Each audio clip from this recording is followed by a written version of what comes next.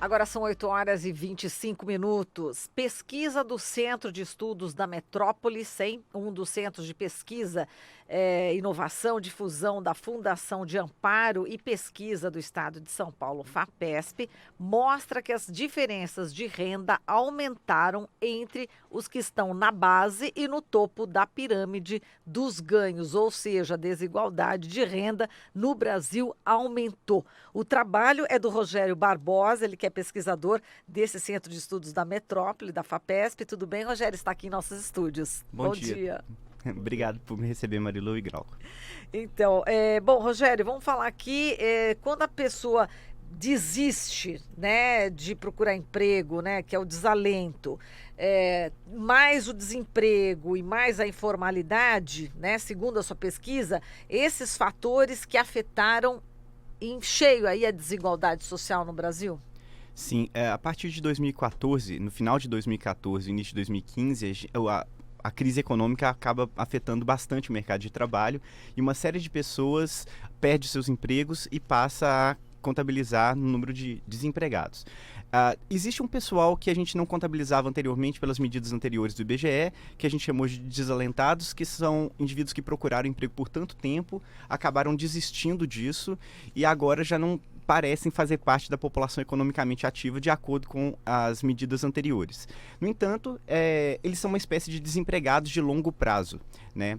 E eles se acumulam na base da distribuição, formando um contingente enorme de renda zero, né, de pessoas sem nenhuma renda do trabalho. Hoje eles são aproximadamente 4,8 milhões de pessoas, é bastante, maior que alguns países, inclusive. Então temos um pequeno país de desalentados e um país enorme de desempregados, que é uns 12 milhões e pouco também, e todos eles com renda do trabalho zero. Quer dizer, a gente tem essa situação do desalento e tem também a situação da informalidade, ou seja, a sua pesquisa pega a PNAD de 2012 para cá. Né? Então a gente tem aumento da informalidade, aumento do desalento e do desemprego, e você identificou ali 4 fases, né, dessa Sim. desigualdade. Quais são essas fases exatamente? A primeira fase é ainda uma continuidade do processo anterior de equalização, que nós vínhamos assistindo pelo menos desde meados ao final dos anos 90. Né? A renda do trabalho ela vinha se tornando mais igualmente distribuída, principalmente em função das políticas de salário mínimo. A partir de 2014, a gente tem essa crise que bate a porta e o desemprego e o desalento passam a puxar a desigualdade, fazendo com que essas pessoas de renda zero comecem a se acumular na base. Essa é a segunda fase. Uma terceira fase, iniciada em 2016, é quando os trabalhadores que sobreviveram no mercado de trabalho, eles passam a ficar desigualmente distribuídos também. Existe uma desigualdade crescente entre os sobreviventes do mercado de trabalho, por várias razões. Em primeiro lugar, porque quem sobreviveu ao mercado de trabalho está melhor posicionado, né, acumula mais direitos, e aqueles que vão ingressando aos poucos no mercado de trabalho vão ingressando em posições pior remuneradas, de menor qualificação, etc., e também com menos direitos, principalmente no setor informal. É aí que a informalidade passa a contabilizar.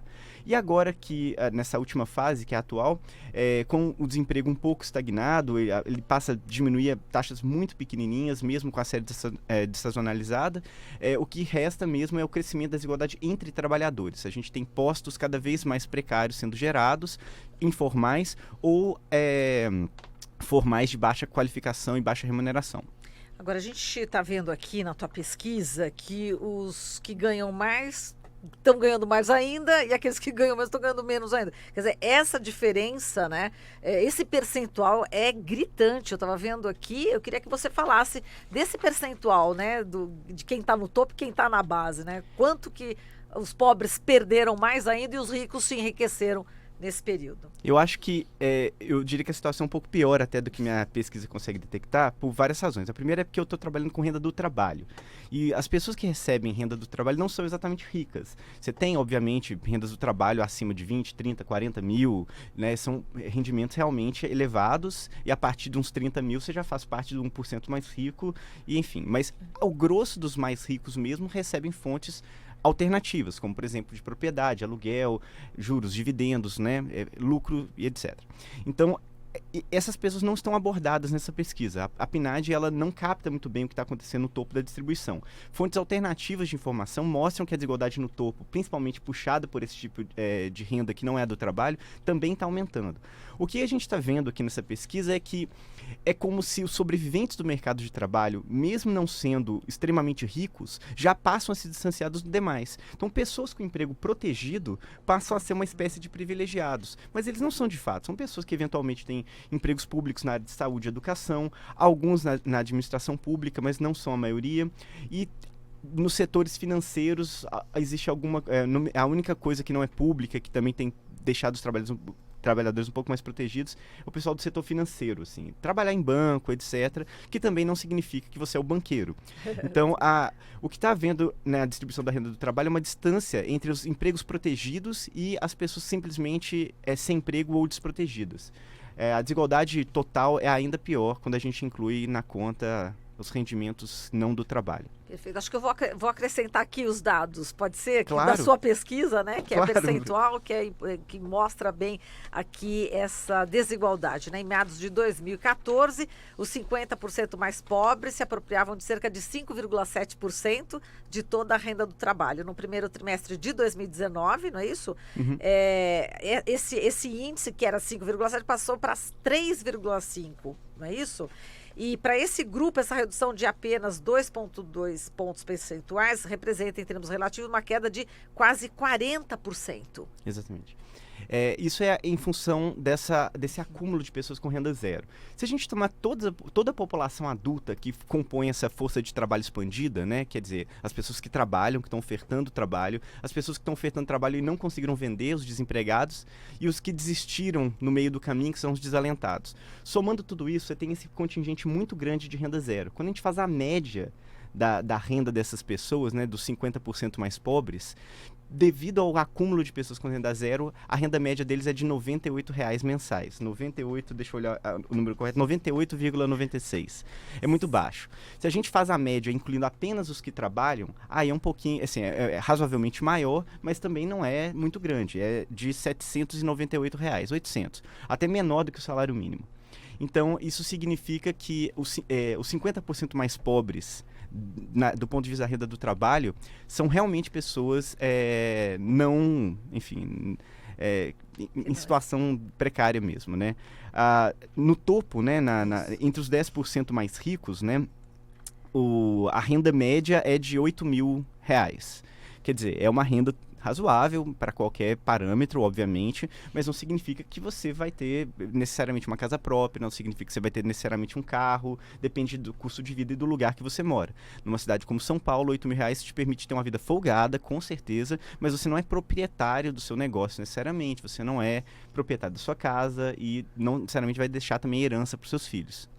Quer dizer, no caso, a gente pode dizer assim, que no que diz respeito à renda do trabalho, aí não incluído, obviamente, rendimentos aí do mercado financeiro, a gente pode dizer que a situação piorou para todo mundo, mas Sim. em especial piorou muito mais para os mais pobres, o que ocasiona esse aumento da desigualdade. Exatamente. Os mais pobres ainda estão em crise, e uma crise muito mais acelerada. Os dados mais recentes da PNAD mostram que a renda do trabalho média está caindo. E, quer dizer, está ruim em média para todos os trabalhadores. Mas quando a gente olha por extrato de renda, essas perdas se concentram na base. Agora, nesse aspecto, Rogério, a gente tem a ação do Estado, né? Porque a gente sabe que crises econômicas em geral, tanto no Brasil quanto em qualquer país, elas têm essa tendência de aumentar a desigualdade ou de prejudicar os mais pobres. Mas, por exemplo, em 2008 e 2009, a gente teve uma das maiores crises recentes do capitalismo e o Brasil conseguiu segurar o seu nível de emprego, segurar justamente esse impacto para os mais pobres ali por meio da ação estatal, né? Com ações de política anticíclica. Já de 2016 para cá, em especial, a gente teve ações do Estado que vão em outro sentido, né? Primeiro a gente teve a terceirização, depois a gente teve também a reforma trabalhista, que foi uma ação do Estado que prometia gerar mais empregos e também formalizar, né? Aumentar a formalização de trabalhadores. Não aconteceu nenhuma coisa nem outra, inclusive os postos de trabalho que foram gerados são com rendimento menor. Então, nesse aspecto, a gente pode dizer que as ações do Estado de 2016 para cá, em especial no governo Temer e agora também no governo Bolsonaro, elas ajudam a aumentar esse fosso da desigualdade? Sim, eu acho que existe aí do ponto de vista acadêmico das pesquisas, uma grande seara desconhecida. A gente não, eu acho que as análises sobre o que fazer, de que forma o Estado pode agir, ainda estão um pouco nubladas, assim. Acho que tem estudos ainda sendo feitos e tudo mais, mas uma coluna recente de um economista, Cláudio Ferraz, ele argumentou, e eu acho que estou completamente de acordo com ele, é que dizer que o Estado agir é positivo e é anticíclico é meio consensual, até entre economistas ortodoxos, até entre economistas heterodoxos, né, assim chamados. O problema é que a direção de onde o Estado deve agir não é exatamente clara. Quais são os setores que merecem mais incentivo? Quais são os setores que vão, de fato, gerar empregos e se tornarem produtivos? Essa análise setorial, ou até mesmo por empresas, ainda não foi feita. Então, as direções para que o Estado haja de uma maneira correta não estão muito claras ainda. Agora, que de fato a ação estatal ela é anticíclica, isso não há como negar. Agora, cada vez mais, né, no governo Bolsonaro, quer tirar exatamente o Estado, né, dessa função. E daqui para frente, o que você imagina que possa acontecer? A gente está vivendo uma situação terrível, né, mas pode piorar? Claro, pode piorar, sempre pode piorar. Eu acho que a década de 2000 e 2010, eu acho que sim, é possível saudar as ações do governo federal em alguma medida, mas também nós nos beneficiamos de um contexto externo muito favorável, né? Você teve o boom das commodities, as exportações aumentaram bastante, os mercados externos estavam muito favoráveis. As perspectivas do mercado externo atuais não são muito boas, né? Essa guerra comercial da China com os Estados Unidos prejudicou bastante o comércio internacional. A China vem em um crescimento desacelerado, existem indicadores de que a própria economia americana não vai andar bem nos próximos anos. Então, se isso mesmo acontecer, essa ajuda externa que nós costumávamos ter, né, da onde a gente conseguia tirar reservas adicionais, a gente pode não vir a ter. Então, uma proteção que a gente consiga fazer no mercado aqui pode vir a ser transitória. Então, acho que esse é o pior cenário. Esse é, de fato, o pior cenário. Mas, agora, assim, no curto prazo, muito lentamente, o mercado de trabalho vem dando sinais de desaceleração da crise, por assim dizer. Empregos formais foram gerados um pouquinho mais rapidamente nesse último trimestre. Isso tudo assim, não é positivo, mas não é tão negativo quanto anteriormente a gente vinha assistindo. Então, se as coisas continuarem como estão agora, eu acho que é o melhor cenário, que é estancamento de uma crise muito grave, e o pior cenário é afundar com o resto do mundo, se o mundo afundar. Certo. Agora, reforma da Previdência era legal, exatamente, né? Isso. E em relação à questão dessa proteção dos mais pobres, né? A gente tem essa perspectiva da reforma da Previdência.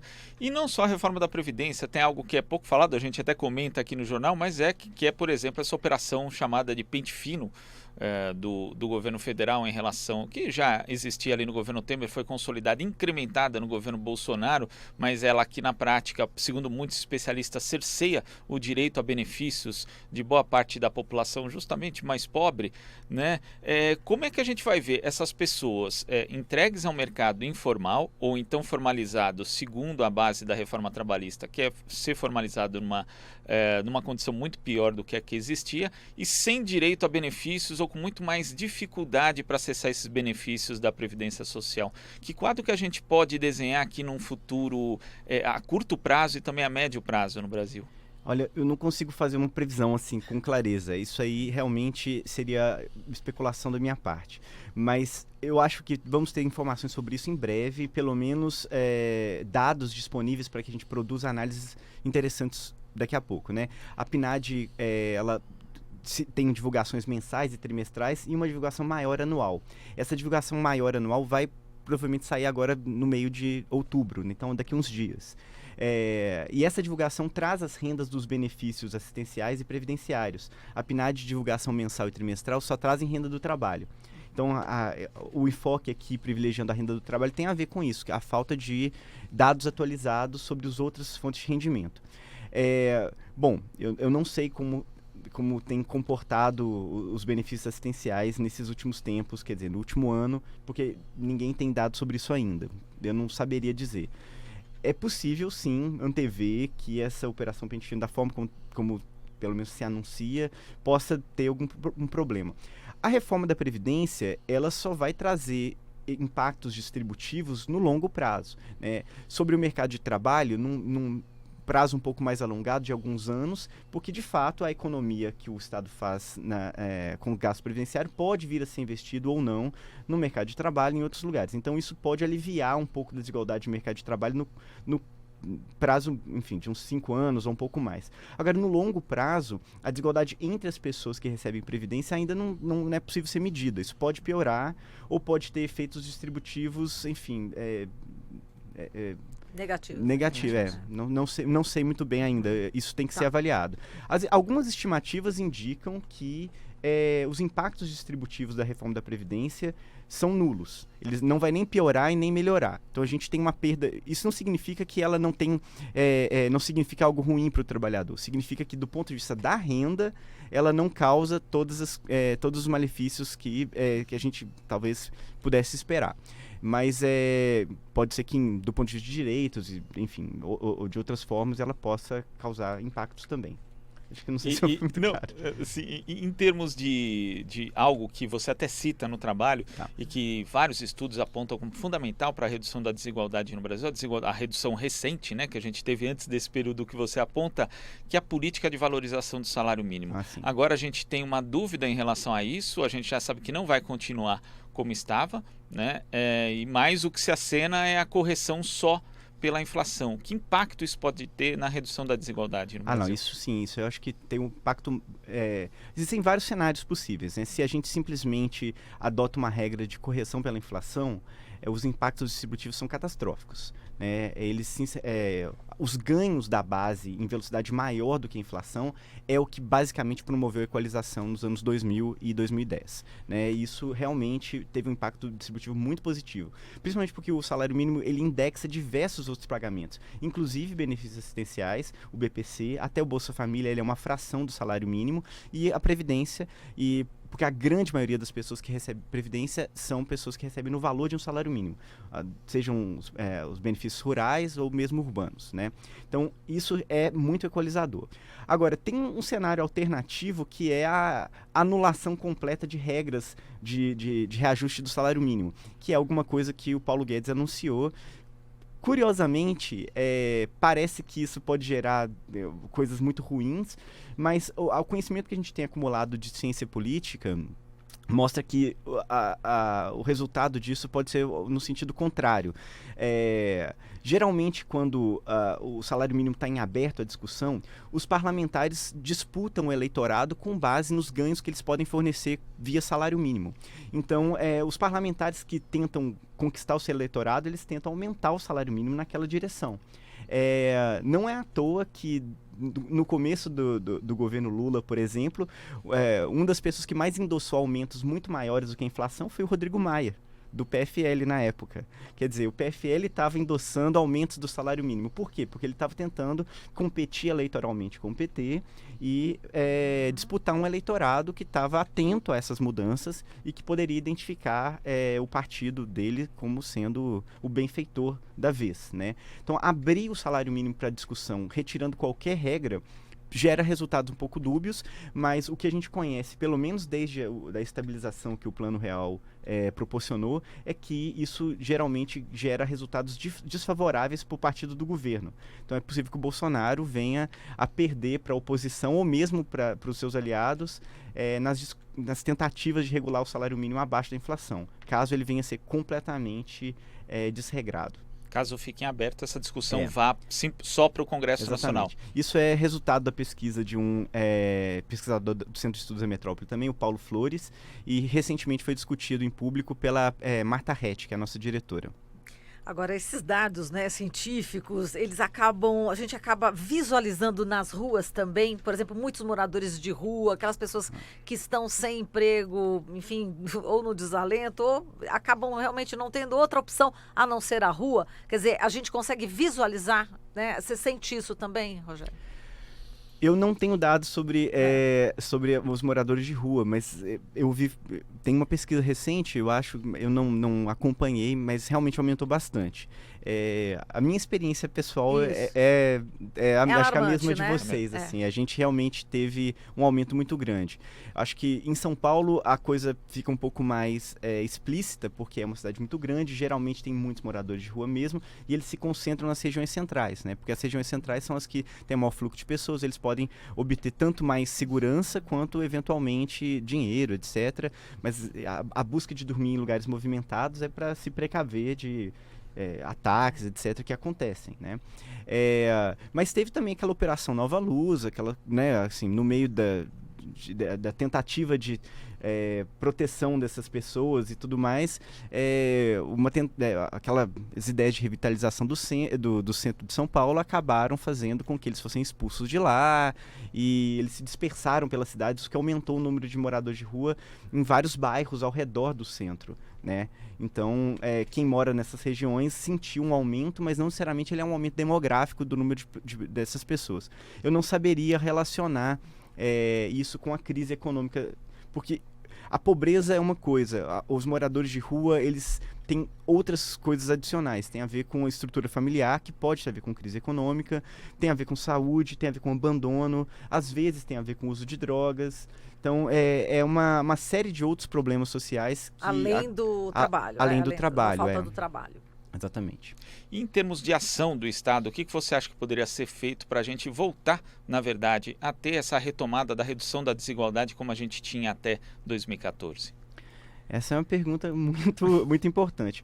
Primeiro eu vou começar pelo que a gente não deve achar que é a única solução e que geralmente é apontada como tal.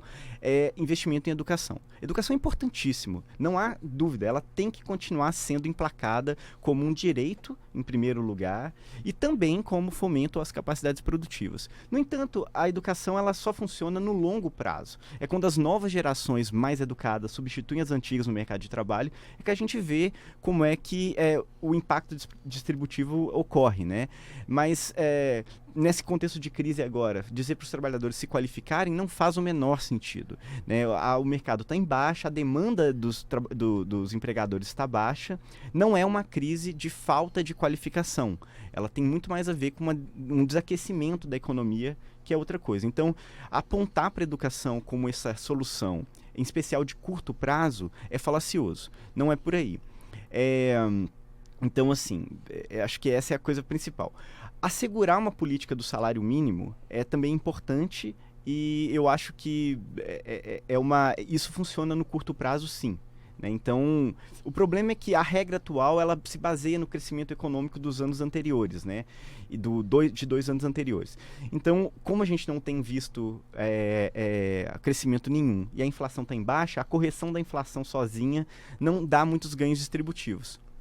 O que eu diria é que o Estado precisa orientar os seus investimentos e seus incentivos seletivos dessa forma cientificamente orientada mesmo, né, embasada. E isso a gente precisa entender quais são os setores que estão sendo mais promissores e produzindo mais. Fomento do mercado interno, basicamente. Mas eu não diria para fazer incentivos fiscais ou impostos, mais uma eventual concessão de subsídios caso esses setores se mostrem promissores. Mas é necessário identificar as empresas, setores, etc., como o Cláudio Ferraz sugeriu no artigo recente dele. Eu não tenho, sem fazer esses estudos, uma orientação para o lugar certo de onde se deve investir. Acho que seria até irresponsável falar isso. E na questão da qualificação, no caso, seria uma forma, na verdade, quando se fala disso, de culpar o trabalhador. Parece que ele está desempregado porque ele não é qualificado. Às vezes ele tem a qualificação, só que o mercado simplesmente não contempla ali as possibilidades que o trabalhador poderia ali realizar. Sim, sem dúvida. Acho que uma outra coisa também, acho que talvez a principal nesse período recente, é discutir a reforma tributária. Ela está em pauta e a comissão já deve estar às vésperas de aprovar, né, a PEC 45 e tudo mais. Eu acho que a gente tem na reforma tributária uma oportunidade distributiva muito grande e também arrecadatória, né? Eu não sei como é que isso vai acabar se direcionando, mas, bom, o Brasil ele tem uma série de deficiências, né, do ponto de vista tributário. A gente tem uma complexidade incrível, cobrar o mesmo tipo de imposto em várias etapas diferentes devido ao desenho federativo. Isso é muito enfim, complicado, onera bastante o consumo. Nossos impostos são basicamente voltados para o consumidor. Então, ricos e pobres pagam os mesmos impostos contidos dentro dos bens e serviços que eles adquirem, né? Então, a simplificação tributária e a migração de uma base mais baseada na renda do que no consumo teriam impactos arrecadatórios razoáveis. Teriam também, acho que a simplificação poderia até facilitar o desempenho econômico, e os ganhos distributivos de uma base mais fundada na renda, né, nos ganhos do que no consumo, seriam grandes também, né? Acho que é isso. Não, lembrando da questão da qualificação, né? Tem gente que eu conheço que é engenheiro químico que está como Uber, né? Exato. Arquitetos, enfim, também dirigindo Uber. Quer dizer, aí mostra realmente que essa questão da qualificação não é o caso, né? Eu acho que o caso dos engenheiros tem muita correlação com o desempenho do setor da construção civil. Sim, exato. E a construção civil, ela era uma área bastante fomentada pelo Estado, os investimentos infraestruturais eram muito maiores no período anterior. Então, a crise da construção civil é uma crise maior dentro da crise, e isso fez com que uma série de engenheiros ficassem desempregados a despeito de suas qualificações. Mas, enfim, é um caso específico, né? Mas mostra, assim, ilustra muito bem esse ponto da qualificação como não sendo o grande problema da vez. Isso aí. Tá certo, Rogério. A gente agradece aqui a sua participação. Muitíssimo obrigada aqui e um grande abraço e até a próxima. Muito obrigado pela oportunidade. Obrigado, Rogério. Falamos aqui com o Rogério Barbosa, ele que é pesquisador do Centro de Estudos da Metrópole, da FAPESP.